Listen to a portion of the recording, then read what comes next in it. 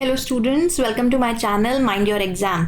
आज की इस वीडियो में हम देखेंगे कि कैसे हम kth स्मॉलेस्ट एलिमेंट किसी भी एरे का फाइंड आउट कर सकते हैं ऑर्डर ऑफ n टाइम में। तो पिछली वीडियो में भी हमने देखा था kth स्मॉलेस्ट एलिमेंट फाइंड करना, लेकिन क्योंकि हमने उसमें सॉर्टिंग एल्गोरिथम यूज किया था और आपको पता है सॉर्टिंग एल्गोरिथम की time complexity at least order of n log n आती है अगर वो कंपैरिजन बेस्ड सॉर्टिंग नहीं है। तो आज की वीडियो में देखेंगे कि कैसे हम उस टाइम कॉम्प्लेक्सिटी को इम्प्रूव कर सकते हैं। अगर आपने वो प्रीवियस वीडियो नहीं देखी है तो मैं सजेस्ट करूंगी कि एक बार आप वो जाके देखिए, ताकि इस वीडियो और प्रीवियस वीडियो में आपको डिफरेंस समझ में आए। और जब एग्जामिनर या इंटरव्यूअर आपसे पूछे कि क्या डिफरेंस है दोनों अप्रोचेज में या क्या अलग अलग तरीके से आप इस प्रॉब्लम को सॉल्व कर सकते हैं, तो आपके पास उनके देने के लिए एक से ज़्यादा जवाब हो जो आपकी जॉब पक्की करे।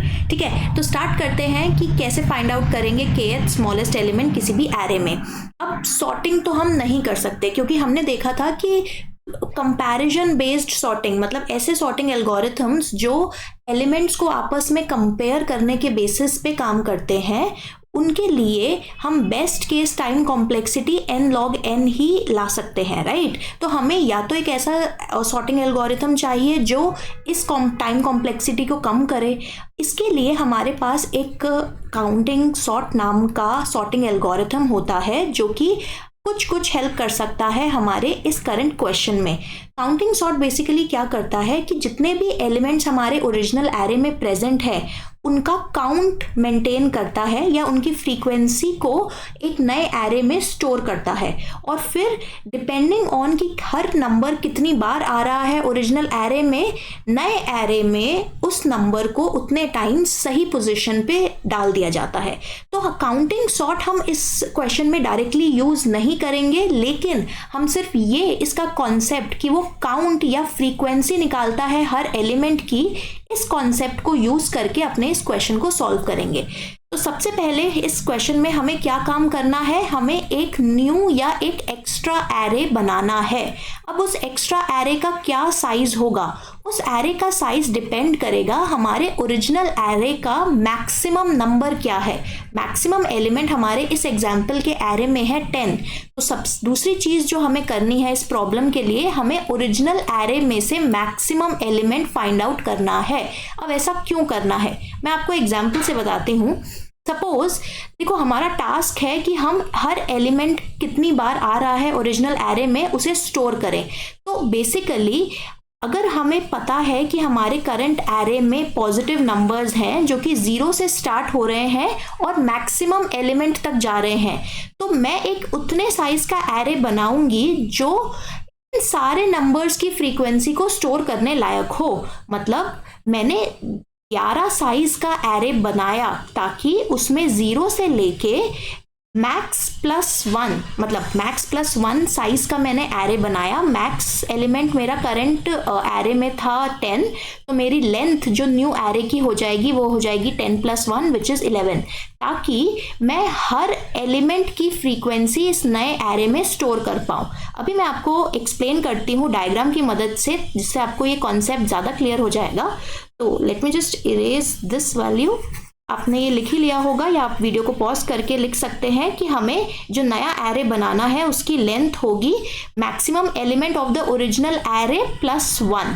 अब देखिए यहाँ पे हमने 11 साइज का एरे क्यों बनाया है। 11 साइज का एरे का मतलब है कि इसकी इंडेक्स वैल्यू कहाँ से कहाँ तक जाएगी, इसकी इंडेक्स वैल्यू जाएगी 0 से 10 तक। अब 0 से 10 तक जब इंडेक्स वैल्यू जा रही है तो मतलब अगर मेरे ओरिजिनल एरे में एलिमेंट आ रहा है 0, तो मैं उसकी फ्रीक्वेंसी इस पोजीशन पे स्टोर करूंगी। अगर मेरे ओरिजिनल एरे में एलिमेंट आ रहे हैं 1, एक या एक से ज़्यादा, तो फर्स्ट इंडेक्स पे मैं उसकी फ्रीक्वेंसी या कितने नंबर ऑफ टाइम्स वो ओरिजिनल एरे में आ रहा है वो यहाँ पे स्टोर करूंगी।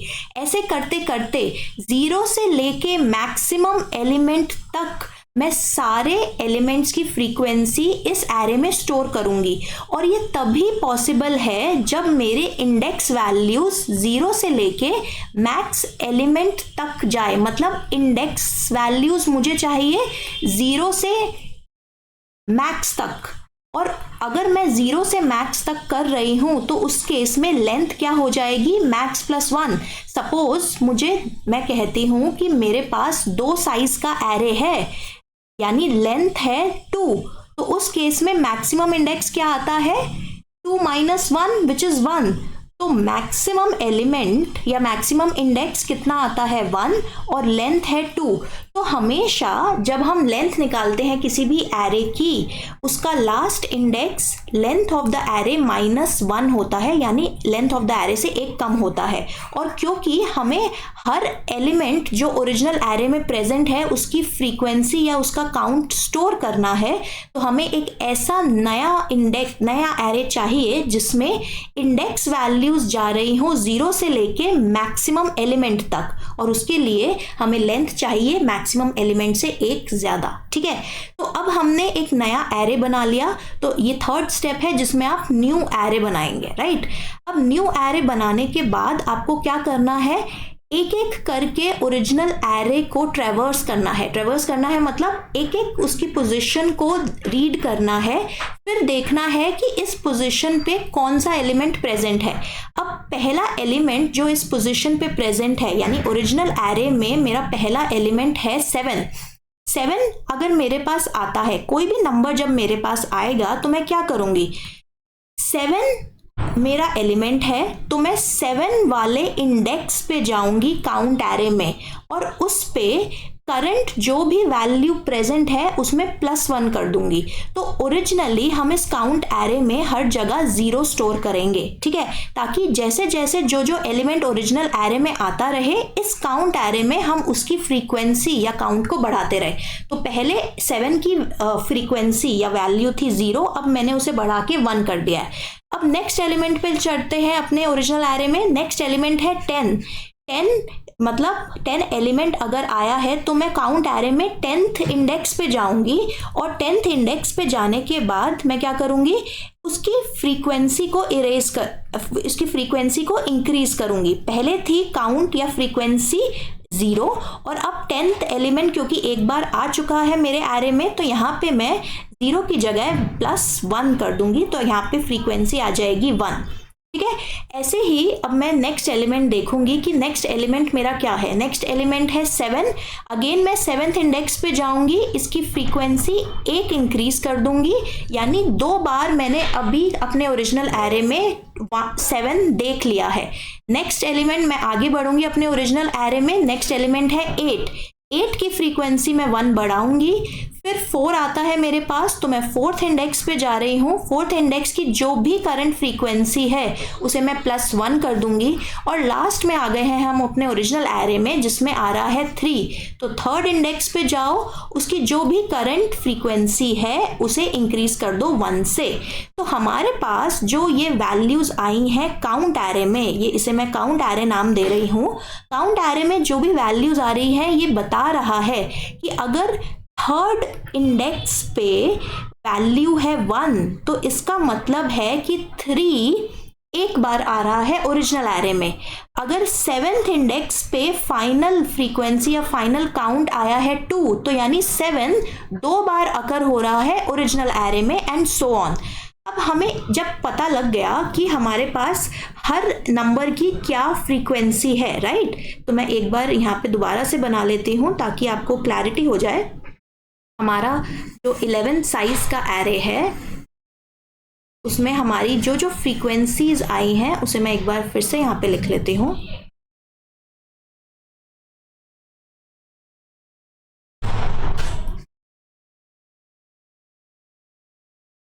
तो ये हो गया इंडेक्स 0, 1, 2, 3। आप वीडियो को 5 to 6 सेकेंड्स फॉरवर्ड करके भी देख सकते हैं ताकि ये एरे मेरा तब तक बन जाए। ठीक है, अब इसमें हमारी फ्रीक्वेंसीज आई थी, 3rd पे 1 था, 4th पे 1 था, 7 पे 2 था, 8 और 10 पे 1 था, यानी हाँ 3rd पे 1 था, 4 पे 1 था, 7 पे 2 था, 8 और 10 पे 1 था। तो आप देख सकते हैं 3 यहाँ पे एक बार आ रहा है, 4 एक बार आ रहा है, 7 2 बार आ रहा है, 8 और 10 एक बार आ रहे हैं और बाकी सारी पोजीशंस पे यहाँ पे 0 आया था काउंट एरे में, राइट। तो अब इसका क्या मतलब है, अब हम ये काउंट एरे को एज इट इज रखेंगे और एक नया वेरिएबल लेंगे। सपोज मैंने वेरिएबल ले लिया काउंट, आप कुछ भी नाम ले सकते हैं, आप अपना नाम लिख सकते हैं वेरिएबल नाम में, आप कुछ भी नाम लिख सकते हैं। अब हमारा पर्पस था कि हमें kth smallest element find out करना है। kth स्मॉलेस्ट एलिमेंट हम कब फाइंड आउट कर पाएंगे, हम एक एक करके इस काउंट एरे को ट्रेवर्स करेंगे और देखेंगे कि हमारी जितनी भी वैल्यूज हमारी अब तक आई हैं उन्हें हम ऐड करते रहेंगे। यानी अगर हमारे पास हम 0 लोकेशन पे देखें तो काउंट की वैल्यू इनिशियली हम 0 रखेंगे, फिर इसमें 0 इंडेक्स पे जो वैल्यू है वो ऐड कर देंगे, तो वैल्यू आ गई फिर से 0। फिर हम एक इंडेक्स आगे बढ़ेंगे, एक इंडेक्स जब हम आगे बढ़ते हैं तो हम देखेंगे कि यहाँ पे क्या वैल्यू है, अगेन 0, तो काउंट में हमने फिर से 0 ऐड करा, वैल्यू आ गई 0। आगे हम फिर से बढ़ेंगे, एक एक करके ये वैल्यू ऐड करते रहेंगे, फिर से हमारे पास वैल्यू आई 0। लेकिन जब हम थर्ड इंडेक्स पे आए तो हमने देखा यहाँ पे है वैल्यू 1, तो हमने 0 में 1 ऐड किया और ये फाइनल वैल्यू आ जाती है 1। जब भी हमारी वैल्यू आ रही है काउंट की ओरिजिनल काउंट एरे में से काउंट की करंट वैल्यू को ऐड करने पे अगर हमारी कोई भी वैल्यू आ रही है तो हम कंपेयर करेंगे कि क्या वो k के बराबर है या k से कम है, सॉरी k के बराबर या k से ज़्यादा है। अगर ऐसा सिनेरियो हमारे पास आ जाता है तो वो हमारा kth स्मॉलेस्ट एलिमेंट होगा उस पर्टिकुलर इंडेक्स वैल्यू। तो अभी हमारी k की वैल्यू सपोज 3 है, ठीक है, हमारे पास काउंट कितना आया है 1, तो k से ये कम है, k के बराबर या k से ज़्यादा नहीं है, तो हम काउंट में ऐड करते चलेंगे। अब हम 4th इंडेक्स पे आते हैं इस काउंट एरे में, करंट इस काउंट वेरिएबल की वैल्यू है 1, तो 1 में 4th इंडेक्स पे जो वैल्यू प्रेजेंट है उसे ऐड करेंगे। यहाँ पे भी वैल्यू प्रेजेंट है 1, ये वैल्यू हो गई 2। अगेन हम कंपेयर करेंगे क्या ये जो वैल्यू आई है ऐड करके k से बराबर है या k के बड़ी है, नहीं, ये अभी भी k से छोटी है, तो हम आगे बढ़ेंगे। अब हम आगे जब बढ़ेंगे तो 5th और 6th लोकेशन पे तो हमारे पास 0 ही है, तो काउंट की वैल्यू कुछ चेंज नहीं होगी। जब हम 7th लोकेशन पे आएंगे तो हमारे पास क्या आएगा, 2 प्लस 7th लोकेशन पे वैल्यू है 2, तो ये वैल्यू आ जाएगी 4। जब हम इसे k से कंपेयर करेंगे, ये जो वैल्यू है k से बड़ी है, k हमारा 3 था यानी 4 इज ग्रेटर दैन k, है ना। तो अब जैसे ही हमारी ये कंडीशन मीट होती है, या तो हमारे पास जो भी वैल्यू है वो k के बराबर आ जाए या फिर जो वैल्यू है वो k से बड़ी हो जाए, है ना, तो उस जगह पे हम स्टॉप करेंगे और जो इंडेक्स पे हमें ये वैल्यू मिली है, ये कंडीशन हमारी फुलफिल हुई है, वो हमारा होगा kth स्मॉलेस्ट एलिमेंट। क्योंकि देखो यहाँ पे हमारे पास 4 आने का क्या मतलब है, यानी 4 एलिमेंट्स अगर मैं 7 को इंक्लूड करूं, जब तक मैंने एलिमेंट थर्ड पे थी मैं, यानी 3 एलिमेंट एक बार आ रहा है, एक पोजीशन है इसकी, 4th एलिमेंट एक बार आ रहा है और काउंट इस टाइम क्या था 2। जब हम 4th एलिमेंट को ऐड करेंगे तो काउंट की वैल्यू हमारी 2 आई थी, यानी सेकेंड लार्जेस्ट या सेकेंड स्मॉलेस्ट एलिमेंट है 4। जब हमने 7 का काउंट ऐड किया तो टोटल आ गया 4, that means 7 is 4th smallest number. लेकिन क्योंकि इसकी एक आइट्रेशन से पहले हमें 3rd स्मॉलेस्ट तो वैल्यू आई ही नहीं काउंट में, तो इसका मतलब है कि 7th 3rd और 4th स्मॉलेस्ट दोनों नंबर्स हैं, ठीक है। तो एक बार मैं आपको इसका पाइथन कोड भी बताती हूँ ताकि आपको और क्लैरिटी हो जाए।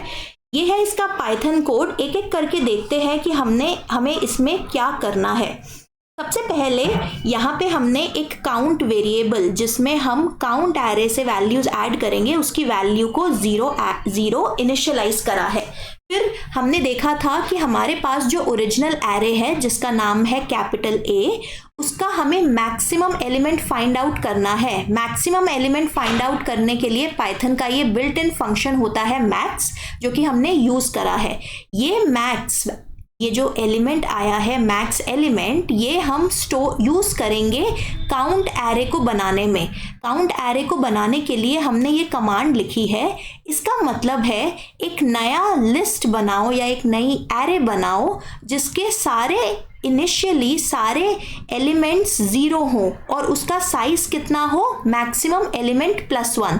तो हमने देखा था कि हमारा 10 आया था मैक्सिमम एलिमेंट और हमें एक ज़्यादा साइज का एरे चाहिए था।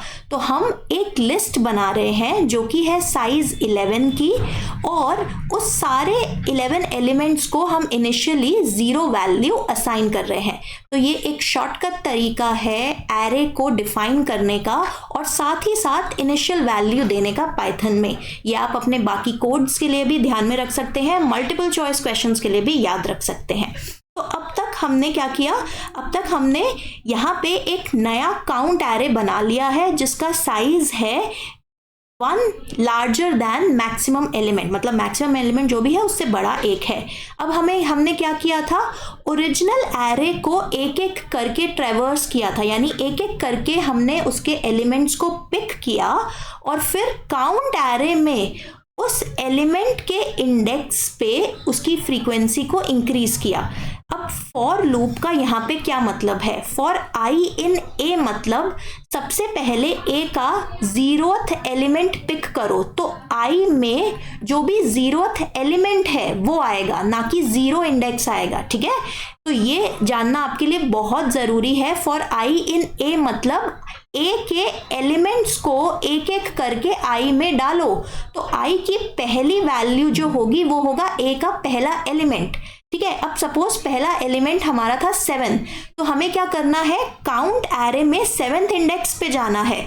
तो हम फॉर लूप के अंदर कमांड लिख रहे हैं काउंट ऑफ आई, इसका मतलब है काउंट के 7th इंडेक्स पे जाओ और वहां पे 1+1 कर दो, मतलब एक वैल्यू इंक्रीज कर दो। ठीक है, प्लस इक्वल टू 1 एक शॉर्ट हैंड ऑपरेटर है। आप count array of i equal to count array of i +1 भी लिख सकते हैं। ठीक है, अब इसके बाद हमने क्या किया है, हमने एक नया लूप लगाया है फॉर।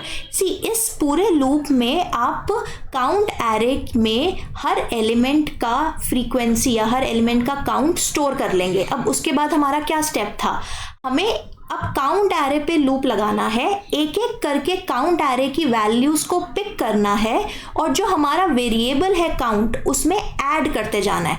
अब देखिए यहाँ पे मैंने लूप को अलग तरीके से लिखा है।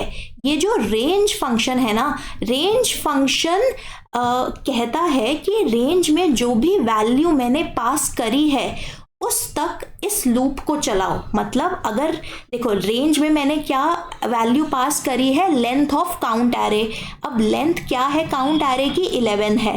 तो रेंज ऑफ 11 का मतलब है कि जो भी वेरिएबल है, जैसे हमने यहाँ पे लिखा है for J in range of 11, तो जे में कौन सी वैल्यूज जाएंगी, 0 से लेके 10 तक वैल्यूज जाएंगी। तो रेंज में यहाँ पे हम जो भी वैल्यू पास करते हैं उससे एक कम वैल्यू तक यहाँ पे लूप का वेरिएबल वैल्यू लेगा।